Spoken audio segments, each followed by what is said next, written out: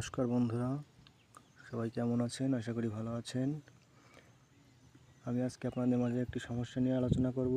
সেটি হচ্ছে, যেসব জমিতে বেশিরভাগ সময় জল থাকে সেসব জমিতে যদি ডিএপি সার ব্যবহার করা হয় তাহলে কী ধরনের সমস্যা হতে পারে।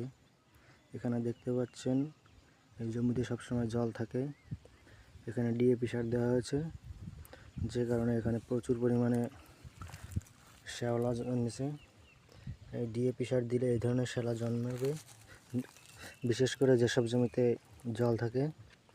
তাই যেসব জমিতে জল থাকে সেসব জমিতে ডিএপি সার ব্যবহার থেকে বিরত থাকুন।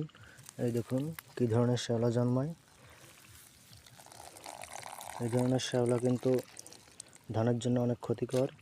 এতে ধানের কুশি গজাতে সমস্যা সৃষ্টি করে। এই ধরনের শ্যাওলা ধানের গায়ে জড়িয়ে যায় এবং ধান গাছকে দুর্বল করে ফেলে, ধানের কুশি গজাতে বাধা সৃষ্টি করে।